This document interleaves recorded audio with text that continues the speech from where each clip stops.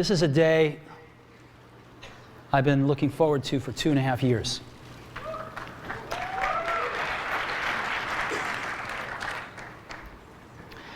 Every once in a while, a revolutionary product comes along that changes everything. And Apple has been, well, first of all, one's very fortunate if you get to work on just one of these in your career. Apple's been very fortunate. It's been able to introduce a few of these into the world. In 1984, we introduced the Macintosh. It didn't just change Apple, it changed the whole computer industry.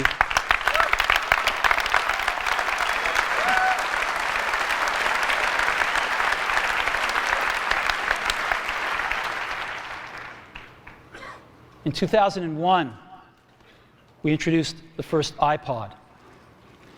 And it didn't just change the way we all listen to music. It changed the entire music industry. Well, today, we're introducing 3 revolutionary products of this class. The first one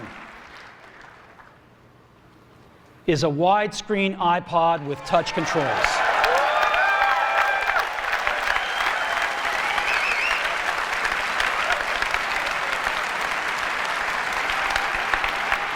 The second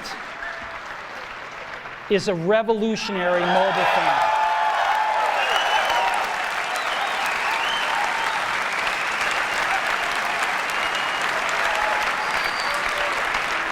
And the third is a breakthrough internet communications device.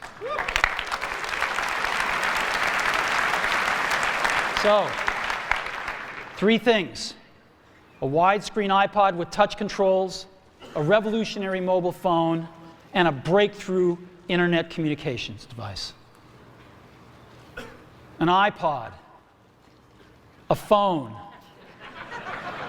and an internet communicator. An iPod, a phone. Are you getting it? These are not 3 separate devices. This is one device. And we are calling it iPhone. Today, Apple is going to reinvent the phone. And here it is.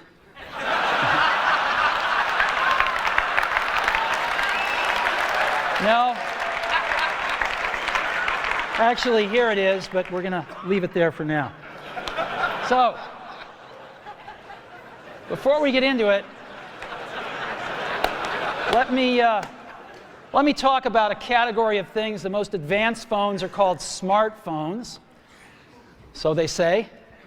And they typically combine a phone plus some email capability, plus they say it's the internet, sort of the baby internet, into one device. And they all have these plastic little keyboards on them.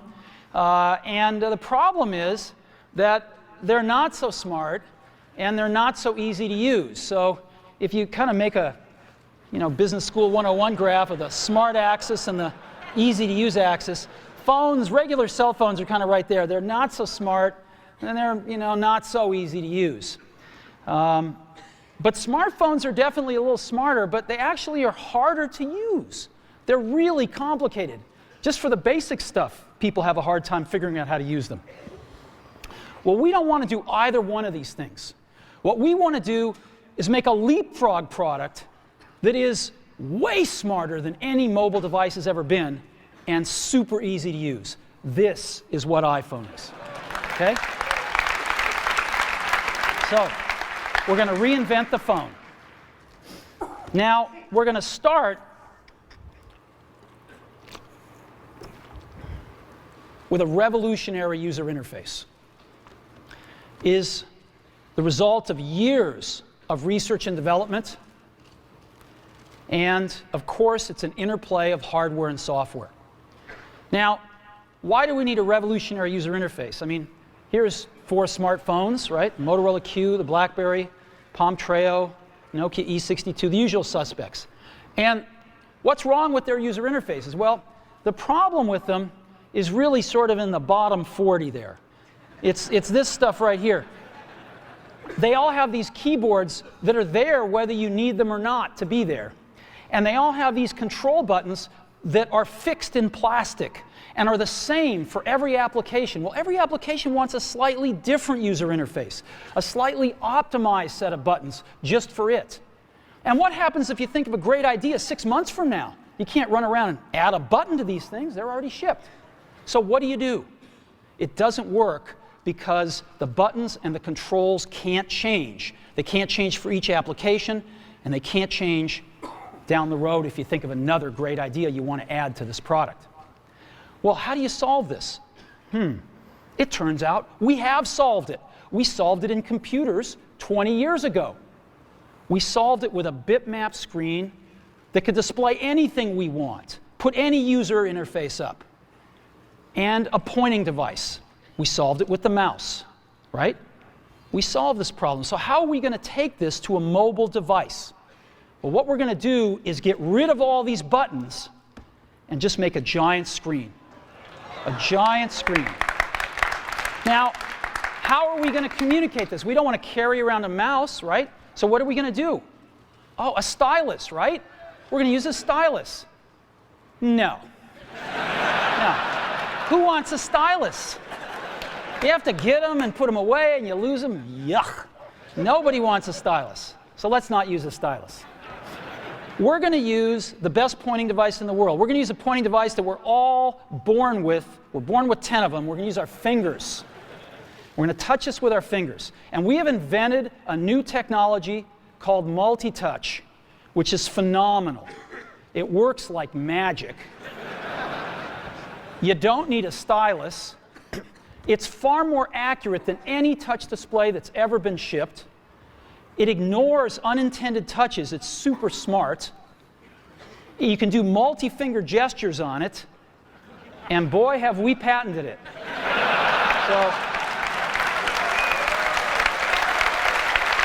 So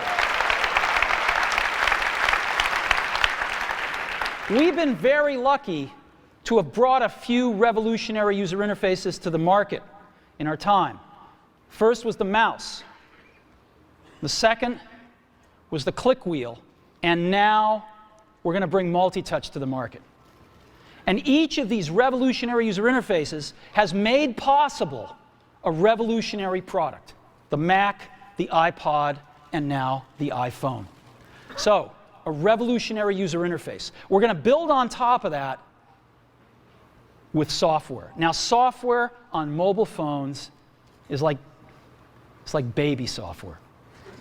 It's not so powerful. And today, we're going to show you a software breakthrough. Software that's at least 5 years ahead of what's on any other phone. Now, how do we do this? Well, we start with a strong foundation. iPhone runs OS X. Now,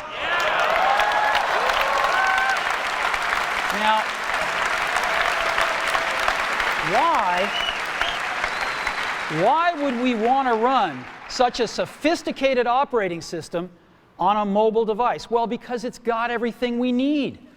It's got multitasking. It's got the best networking. It already knows how to power manage. We've been doing this on mobile computers for years. It's got awesome security and to write apps. It's got everything from Cocoa and the graphics, and it's got core animation built in, and it's got the audio and video that OS X is famous for. It's got all the stuff we want, and it's built right in to iPhone. And that has let us create desktop-class applications and networking, right? Not the crippled stuff that you find on most phones. This is real desktop-class applications. Now, you know, one of the pioneers of our industry, Alan Kay, has had a lot of great quotes throughout the years. And I ran across one of them recently that explains how we look at this, explains why we go about doing things the way we do, because we love software. And here's the quote. people who are really serious about software should make their own hardware.